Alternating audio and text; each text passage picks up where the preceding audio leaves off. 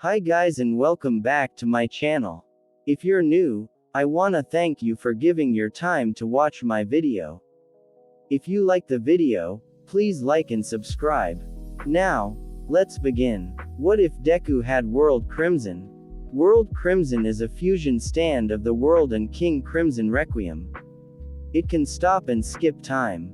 It can switch between stopping and skipping time or merge both attacks. It's a defensive stand that can anticipate the future and everything. It's the perfect stand honestly. Let's make Deku a vigilante of the law due to his power and strength being villain-like. Chapter 1. World Crimson. Two parents recently retired after being heroes for quite some time. They weren't that big when it came to rank, but they were well known. These two parents were Inko Midoriya and Hisashi Midoriya. Both parents were born in the fourth generation. They became a hero duo after enrolling and for 10 years until Inko Midoriya got pregnant with a baby. Also, Inko is pretty fit unlike in the original. Because of this, Hisashi had to work by himself for a while. They did meet veteran heroes and new upcoming famous heroes. 4 years after Inko gave birth to their son, Izuku Midoriya, they taught him about his stand that he recently developed. They would teach him about what stands are and how they are the fighting spirit manifestation of a person. This wasn't like a quirk because stand users can only see other people's stands and fight them.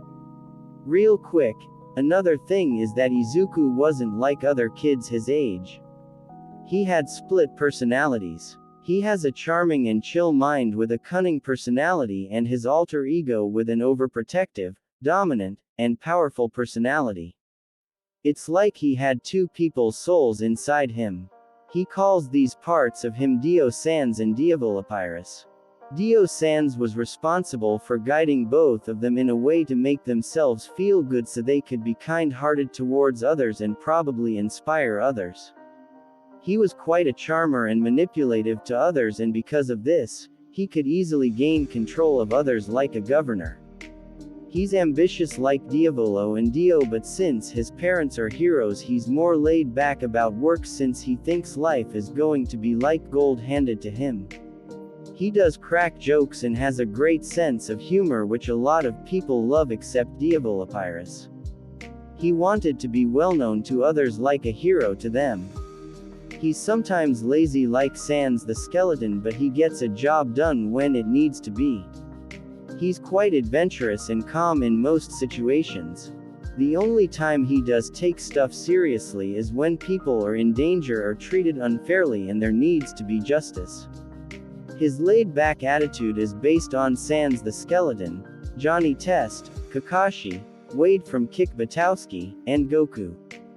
He doesn't believe that Diavolopyrus should be controlling Deku and that he should, since he keeps more of a cold head on him than Diavolopyrus. Diavolopyrus is a control freak in a way because all he wants is power and to be unstoppable. He believes that Dio Sans is too laid back, and because of this he feels like he's not getting anything done. He knows that Dio Sans is getting stuff done, but he's not going beyond what he can do. He was more like Papyrus with a little like Vegeta, Jiren, and Endeavor. He wanted to achieve his goals and he felt like he had to work for them without any help. He would sometimes have a short temper and get mad at Dio Sans and everyone else annoying him. They can switch between each other in an instant. They can talk to each other through objects like telephones, like how Doppio does with Diavolo. Now let's move to the stats of Deku's stand.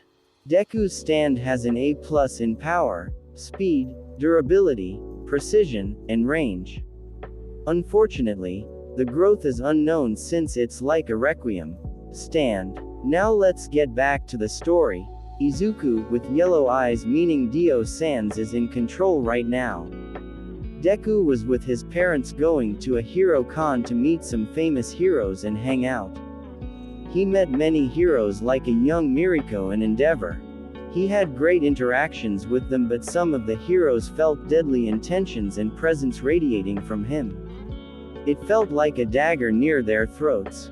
Once they got to All Might, Deku's jaw dropped because he was getting to meet his favorite hero he idolized. His parents had already bought him a lot of All Might toys and coloring books about him. However, meeting All Might in real life takes it to a whole other level of coolness. "Hi, All Might, it's nice to meet you. Can I please get an autograph?" said Deku with a polite tone. "Hello, young man, it's nice to meet you. I hope you have a good time here," said the symbol of peace. As the symbol of peace was about to finish signing Deku's book, Deku's hair grew and covered his face, surprising him. His hair began to show an image of men with guns wearing black ski masks taking people hostage. "What the hell is this? Why am I seeing men capturing citizens in my hair? How and why is my hair showing me this?" asked Deku mentally. Kid, are you okay?" questioned All Might. All of a sudden, men with black ski masks take some of the people hostage. "Everyone, get down on your knees. No sudden movements or you're dead." Everyone laid on the floor, even All Might. A lot of heroes made their way onto the scene as well. "Don't close any closer or we'll kill the hostages. We want $1 million. If our demands aren't met in 10 minutes, everyone will die, including the symbol of peace." "Izuku, honey, keep still and don't move, alright?" said Inko with a pleading voice of worry. Izuku's hair covered his face again and showed another vision. It showed his father getting injured by having a hole-blown shot in his chest. That's all he could see for now. His head was starting to hurt from doing this. From what he saw, he thought that his father was going to get shot by one of the criminals. Deku did stop to think about the images he saw on his hair. The images that his hair shows somehow become true. This happened twice, so this makes him come up with an idea of his power. His idea is whatever his hair shows somehow comes to reality. Dio Sans thinks that this is fated to happen. Diavolopyrus doesn't think that this should have happened and that they should have done something to help, but they don't even know how to control their powers or what their powers are besides precognition for now. He can predict the future for now. His dad, Hisashi, quickly got up and tried to take down one of the thugs for their guns but was easily overpowered and got shot in his chest. "No!" yelled Inko in disbelief. "You better shut up or you're next," said one of the ski-masked villains. The ski-masked villain had his gun pointed at Inko. Before anyone could think, a blue blur would pass by everyone as the robbers would be tied up in the blink of an eye. It was All Might. He saved the day again, and a lot of people including children were traumatized by this experience. All Might was glad that he won, but he was focused on helping Hisashi get help for his injury. He held his hand on his wound to stop the bleeding as much as he could until an ambulance arrived. After the ambulance came, they put Hisashi and the entire Midoriya family inside the truck as they headed toward the hospital. Deku was looking at his father, worried for his health and wondering if he'll survive to see another day. When the doctor came in, he told both Inko and Izuku that he was going to be hospitalized for a while and that he'd probably not be able to return as a hero if he wanted to. Deku was sad because even though he idolized All Might, he admired his parents' work as heroes. They were a duo when it came to heroics due to their powers and abilities working together very well. They were a part of the Speedwagon Foundation. They worked as investigators of paranormal activities and sometimes regular hero work.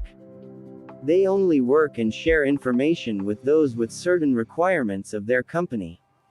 Their hero's name were Krona due to being a female time controller, and his dad's name was the Forezer. "Come on, Izuku, let's give daddy some time to rest," said Inko while grabbing Izuku's hand and leaving. "Mom, can I tell you something?" asked Izuku. "What is it, sweetie?" Inko wondered. "Well, When we were being taken hostage by the criminals, something weird happened to me. My hair always fell in front of my face and showed me images, and what I saw in those images would happen seconds or minutes later. This made Inko astounded by what she heard. Hearing Izuku say this reminds her of Hisashi's power to foresee future events. "What did you see, Izuku, and how?" asked Inko. "Whenever my hair falls in front of my face, a glimpse of an image or video would be shown to me, and that event happens a few seconds or minutes later." After hearing this, Inko didn't doubt that Deku had inherited a stand. However, she had no idea what its powers were. But for now, she knew that Deku could see the future. If Izuku could read the future, then he inherited a stand with his father's powers. That means that there's a chance he also inherited my power as well into his stand. The power to control time, thought Inko. She was going to have to train her son to control his stand and its powers. The next day after school, Deku and Inko went to a nearby forest to train Deku about using his stand. "Alright, Izuku, I'm gonna see if I can find out your stand's ability or abilities." She pulls out an apple from the backpack she had. "Watch this, Izuku," excitedly said Inko. She tossed the fruit into the air without any explanation, and the perfectly fine apple exploded. Deku was quite amazed at the power of his mother's stand. He knew she had the power of using time but had never seen it up close. "See, Izuku, this is the power of one of your favorite superparents, Krona, the time usage hero. Today, I'll see if you have my powers as well. I'll see if your stand is the same as my hourglass guardian, aka bottled time. Look at my hand, Izuku," Inko said while now holding an hourglass in her hand. "What the hell? That wasn't there before. Where did that come from?" Izuku questioned himself. "This is my stand, Hourglass Guardian. Time will flow however I want it to. I can stop, skip, fast forward, and rewind by calling out my stand's name. I don't need to call out my stand's name for it to work though. I can use my mind to trigger it. Now, I need you to control yourself and try to bring out your stand," said Inko. Izuku was looking at his hand with excitement, wondering if he could become like his parents and master the art of time usage. He began to calm his mind as his stand appeared beside him. It looked like the world, except its armor's golden parts were black, its skin was red, and it had King Crimson's epitaph on the top of its golden tooth head. It was a little taller than Izuku. "Oh wow, what an amazing stand, honey. I just thought of an amazing name for it. Let's call your stand, World Crimson," Inko exclaimed in excitement. At that moment, Deku's hair was going crazy until it fell in front of his face again. It was showing him a video of a blackish-purple portal appearing in front of him, and then the video turned into another video of Inko bleeding out in front of a mysterious creature and then being picked up by the creature. "Mom, someone's gonna come take you from me. My hair did it again and showed me," declared Izuku in fear as he hid behind his mom. A portal appeared right in front of both of them. "Izuku, run quickly," shouted Krona. Izuku immediately ran through the forest as fast as he could without looking back. He hid behind a tree to stop and catch his breath. All he could hear was the sounds of screams, flesh mashed up, and loud punches. "What the hell are you doing? Go help her," yelled Deku at himself. One of Deku's eyes turned red as the other one turned yellow. Diavolopyrus was trying to fight for control over Deku's body against Dio-san's. "Are you insane? We have no idea how to control our powers. She might have told us how to use them, but again, we're just a child," exclaimed Dio-san's in retaliation. "She's going to get killed. You saw the premonition. It's fated for her to be taken away. She'll be defeated here, We got to do something now or she'll be taken. Another premonition was being shown to both of them. Inko was going to be knocked out and probably killed in a few seconds. He peeked from behind the tree a little and saw his mom bleeding from her head lying on the ground unconscious. The creature looked like a bird with a very buff humanoid body built like the Incredible Hulk. The creature picked up the retired hero and took her through the portal. No! Cried out Izuku. He was running after the creature desperately trying to save his mother, but he was too late. The portal dematerialized as soon as the monster went back from where he came. This left Deku broken-hearted and he started crying. "Hey, kid, are you okay?" asked an unknown female voice. It was a female police officer. She heard Izuku crying and went to check on him. She looked around to see if someone had been with him since he was a toddler. "My mom got kidnapped. A monster took her," cried Izuku. "What?" the policewoman asked in confusion.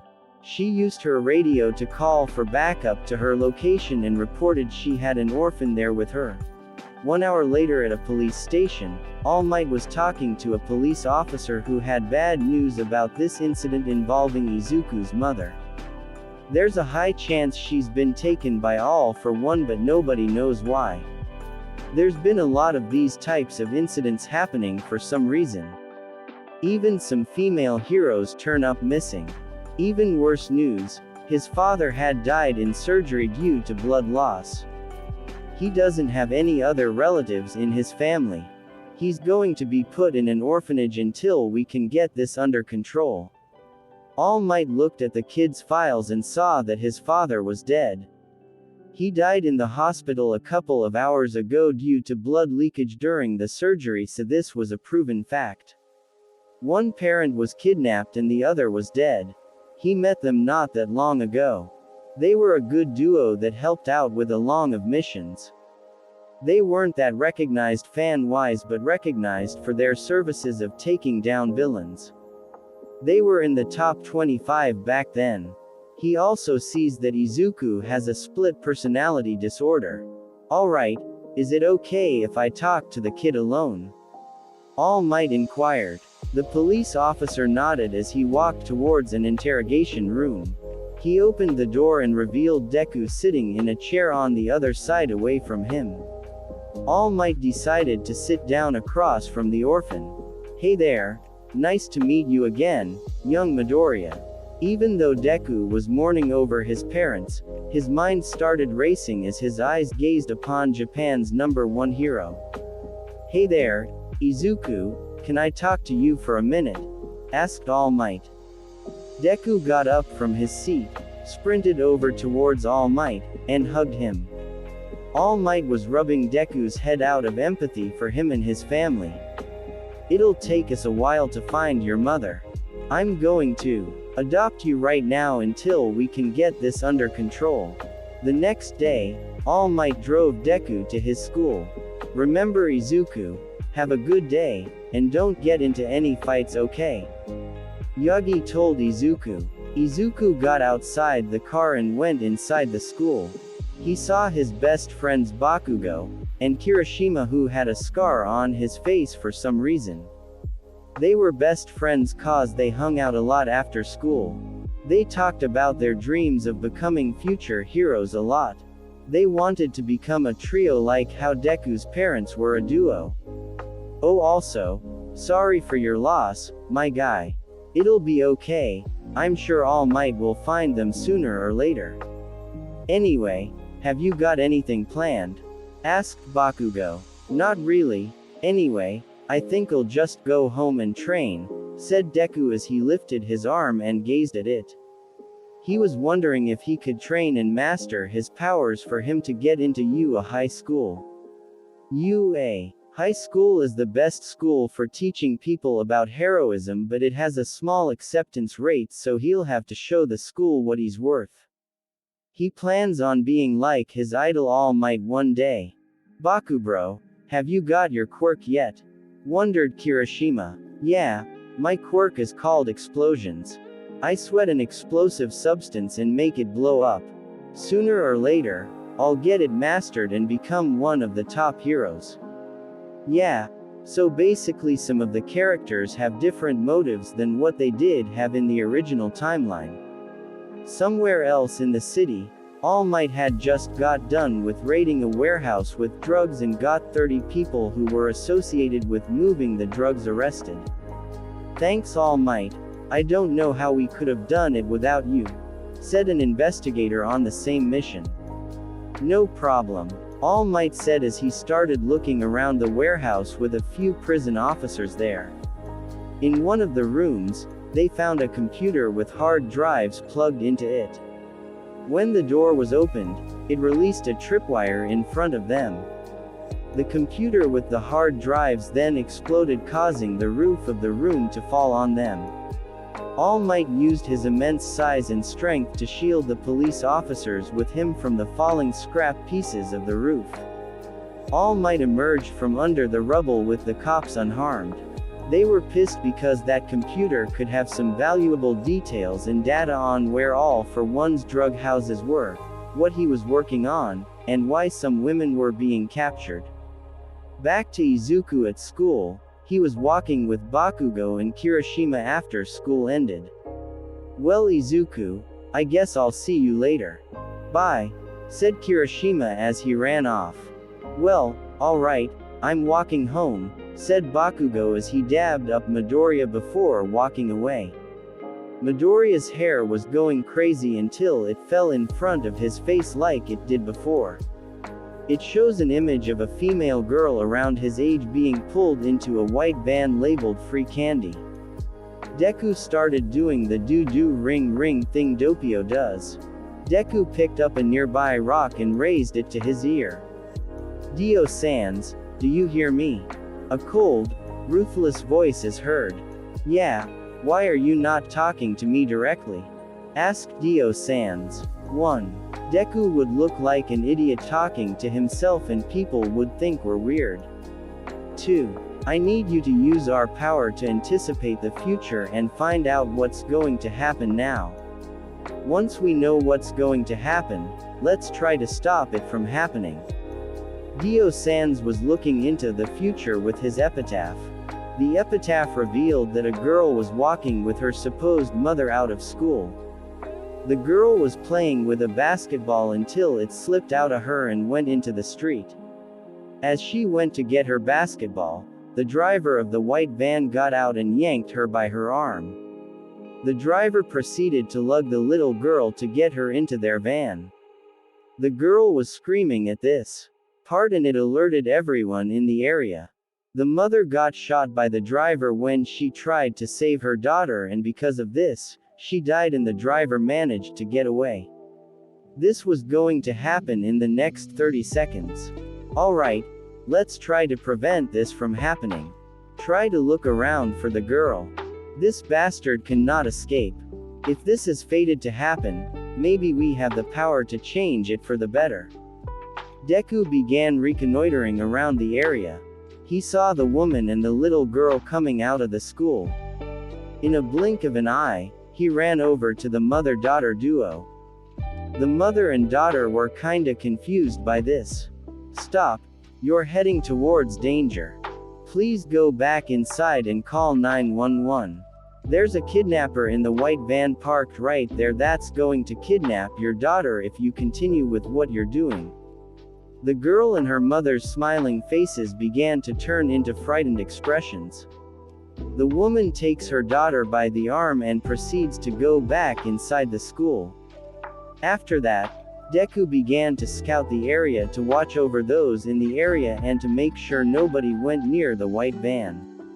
After 5 seconds, a police cruiser pulled up and parked in front of the white van, stopping it from escaping. A police officer got outside of the car and began to question the person driving the van. After 2 minutes, Deku saw the person inside the van get out and be forced to put their hands up. The cop then puts handcuffs on the person's hands and then escorts them to their police cruiser. Deku proceeded to walk off after seeing this. Good job, said Diavolopyrus. He was quite surprised by how Dio-sans managed to pull that off quite easily. I guess he wasn't lazy and useless after all. Diavolopyrus thought about Dio-sans. Deku began making his way home till his hair showed an image of All Might in his buff form behind him. Deku turned around and all of a sudden, All Might was there in an instant. "Young Midoriya, I am here," All Might said proudly. Deku was surprised even when he did predict where he was going to be. After checking the area for anyone nearby, they couldn't find anyone around. Smoke emerged around All Might, which surprised Deku a little. After the smoke cleared, All Might turned back into his skinny self. "All right, let's head home then," said All Might. Deku and All Might were making their home in their car. Once at home, Deku was training his stand to foresee the future more. He saw that King Crimson had shown him that his phone was going to ring in an hour because Bakugo was about to call him. It was 4 p.m. and Izuku was kind of bored because he didn't want to wait for his friends to call. As soon as he said that, the phone started ringing. He answered the phone and heard a voice saying, "Hey Izuku, ready to go play?" Asked a familiar voice. It was his friend Katsuki Bakugo, whom he calls Kachan. "Did you already get done with your homework?" "It's only 4 p.m., said Deku. "Izuku, what are you talking about? It's 5 p.m., Deku was confused by this response. He went over to a clock painted with an All Might style he had next to his bed. When he checked the time on his clock, his jaw dropped in pure confusion. Instead of his clock saying 4 p.m., it said 5 p.m. now. Deku instantly started questioning him. Did the time just jump to 5 p.m.? How was this possible? Deku looked at his stand and thought his stand had the same power as his mother's stand Hourglass Guardian and his father's epitaph. Deku needs to learn how to control this power or it'll become too dangerous even for him. "Bakugo, meet me in 20 minutes in the woods. Bring Kirishima as well." Deku was looking at his stand with curious suspicion. "Hey, was that you're doing?" asked Deku. World Crimson nodded at Deku. "It was, Mr. Midoriya," said World Crimson. Deku's eyes widened at this. His stand never talked to him before. So why was it communicating with him now? You're probably asking yourself how I can talk. Well, you have no control over me, and because of that, I can talk to you for now, at least until you have a grasp on my power. Like now, I used my power to skip us 1 hour through time. This is one of the 2 ways I can use my time skip ability. The difference is if you want to confuse others or not. I'll teach you for now. Once you have a grip of my full power, I will never be able to talk to you again, but I will still be self-conscious and be able to protect you. I am the most powerful stand ever. Well, not right now. Since you're untrained, I can only use Epitaph for however long I desire, but the time abilities are limited. I'm a fate and time manipulation stand. My potential is infinite, so I can keep growing until I become endless. Since I'm your stand, that means I stand by your side. Also, can we go outside and meet your friends, cause it'll be better if there are more people around. Deku packed up some orange juice and chips for his friends before hitting the road. Deku went into the forest and saw his friends Katsuki Bakugo and Eijiro Kirishima. They were sparring with each other using their quirks in a 1v1. Bakugo was winning this fight easily. "Sup, guys," said Deku. "Hey, Izuku, you made it." "I was kicking Kirishima's ass," said Bakugo cheerfully. "Master, say that you want to fight both of them at the same time," said Izuku's stand. Izuku would then challenge both of the boys to fight, which they would accept. Izuku's stand comes outside of his body. Since Kachan and Kirishima aren't stand users, they can't see the stand themselves. JoJo logic.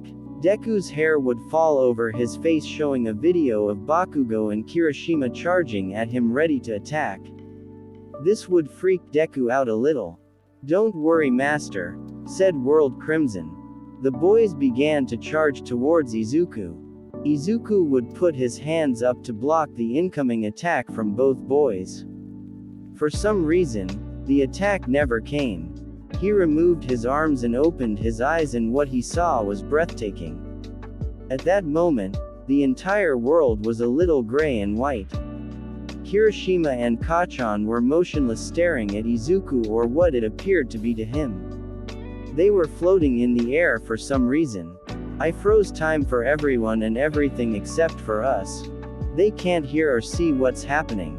World Crimson would then uppercut both of the boys in their faces. "This is my time stop. To activate it, you need to think of me stopping time. It'll be kinda hard to grow my power, so you'll need to train hard, and the key to controlling it is to think as if my power is completely ordinary to one like yourself. It should be like throwing a simple rock into the river or eating an apple. Think of it like it's just one simple task with no effort needed. Now I'll resume time." As the stand finishes its sentence, the world turns back to its normal color as Kirishima and Bakugo go flying 10 feet before crash landing on the ground. They got up pretty surprised because they got sent flying for no reason. They felt the same pain from the attack though. Deku didn't even do anything except put his arms up to block, and they got punched by the air somehow. "What was that? Was that your quirk?" Bakugo asked, waiting for an answer from the broccoli head. "Something like that. I can't control my powers though. My powers are quite dangerous. But when I master these powers, I'll find my mom with or without the law helping me. Even if it takes me my whole life, I'll find out and try my best to save her," Izuku told Bakugo and Kirishima. The next day in the afternoon, Kirishima and Deku were outside in the woods training, sparring with each other. They were fighting with their powers. Izuku was practicing his time stop power with his stand. He was overwhelming Kirishima quite easily. "Good job, Izuku. Now let me help you learn one of my tricks." The world went from gray to gray with the time stop to completely disappearing. Kirishima started to move again, but for some reason, there was a red shadow surrounding him. The red shadow would throw a punch at Deku, but he would move out of the way. At the same time, Kirishima threw a punch the same way the red aura of him did. The red aura would turn around and punch the area in front of itself. Shortly afterward, Kirishima would do the same thing. "What's happening to him?" asked Izuku. "Right now, you're reading his future movements.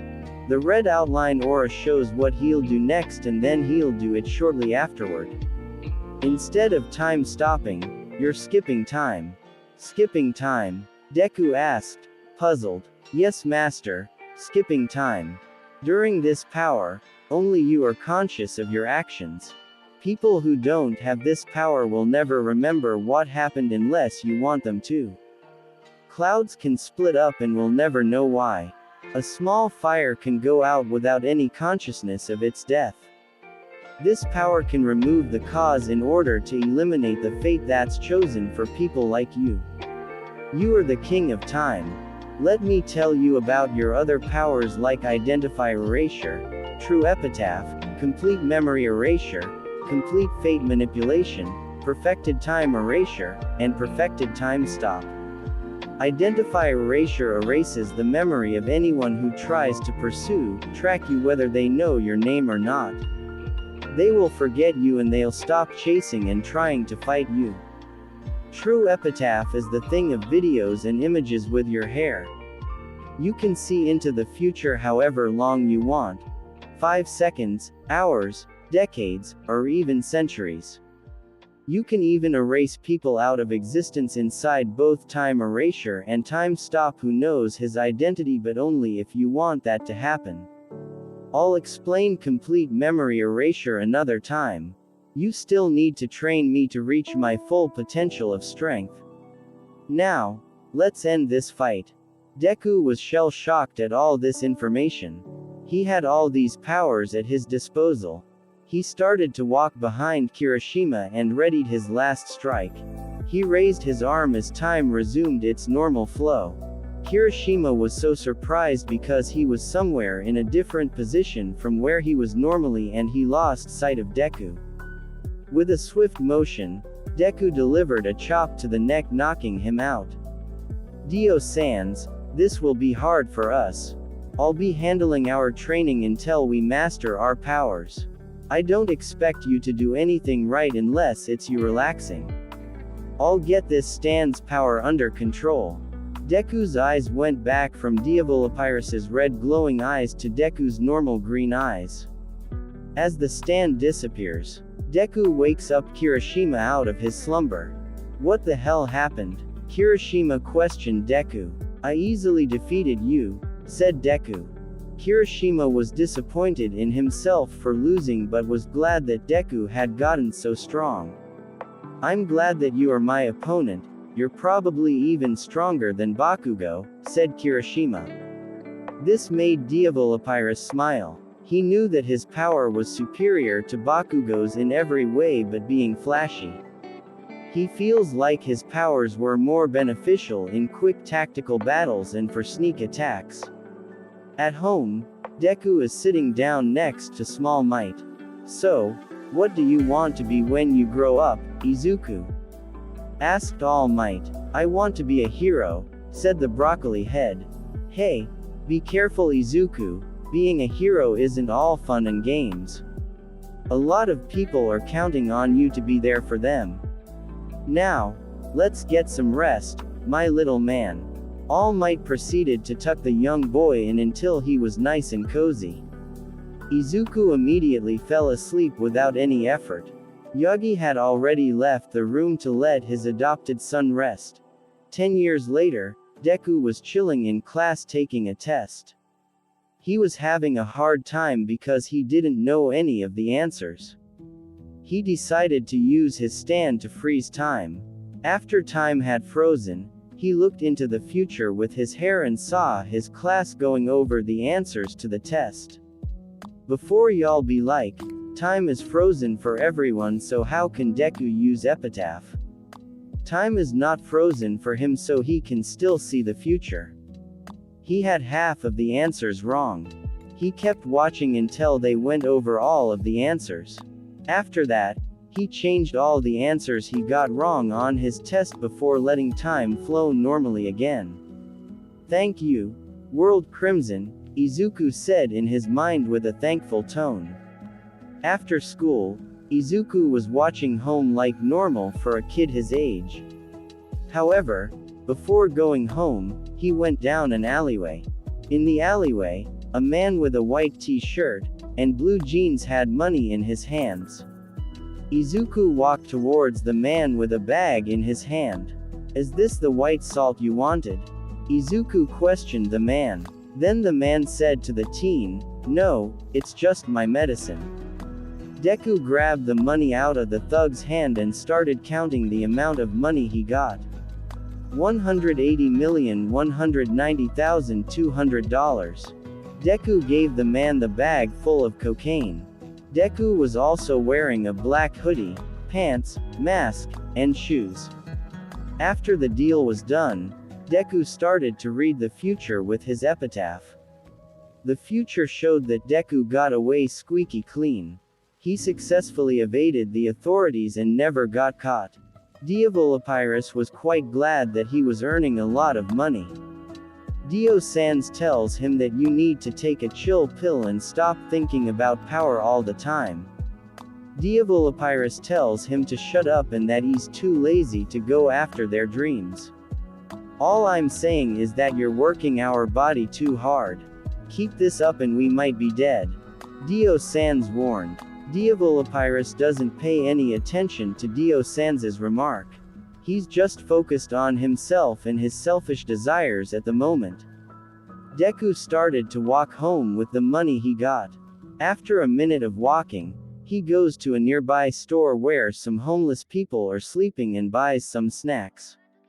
His eyes were yellow at this point, meaning Dio Sans was in control.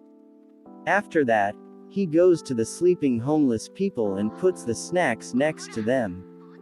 He started to walk home immediately after this. As Deku was walking home, he started to get nervous like he was going to get attacked. He panicked and used his epitaph power. A second pink face spawns on his face. A vision image is revealed to be a large villain fighting him. This was a few seconds into the future since it was next to the same bridge he was about to walk under. He was watching closely as he started to walk under the bridge. As soon as he got under it, something burst out from the sewer nearby. It was the same monster that was in the premonition. It was quite tall and big. It had big scary eyes and a creepy smile. Fresh meat. The sludge villain tried to wrap itself around Deku but got sent flying a few feet away. He was stunned because he didn't see the kid even hit him or do some kind of super attack. It felt like he got hit by a truck going over 100 miles per hour. The sludge villain started recovering. You're pretty strong if you can hurt me that badly. Air quirk, super speed, or whatever power you have will be mine. Hold still. The space around the villain was removed as time is now erased. To be honest, I don't feel like fighting this guy. I gotta end this. World Crimson then changed the skip time zone into a stop 1 as it started to barrage the villain with some quite deadly punches. Time is about to start moving like normal. The sludge villain scattered and broke into a lot of pieces. Deku's hair fell onto his face as he saw his father, All Might, coming out of the sewer. Deku stopped what he was doing and gave his attention to the sewer. 12 seconds later, All Might busted out of the sewer just as Epitaph prophesied. I am All Might. Pause at the scene. There was no sludge villain in sight. He only saw his son Izuku Midoriya. Izuku, have you seen a sludge villain nearby? I'm pretty sure I didn't make a wrong turn. Oh, a hero came and stopped him. It all happened so fast I couldn't see what happened, answered Deku. All Might was confused as hell. He thought that Deku had some type of power, but he remembered that he said that he was quirkless like his parents, even though he has seen his parents do things beyond the human body's limits. He's going to look through the stuff that he inherited from his parents and see if the Speedwagon has any information on them before they died. The problem is that they only take a certain group of people. For now, let's wrap up the video here. I wanna say thank you to those who dropped in and gave time to watch these videos I make. But for now, this is where we part ways. Thank you and have a good night. This is the end of the story. I wanna say thank you for watching my video. If you have any suggestions, please let me know. If you like the video, consider subscribing to the channel and I'm out.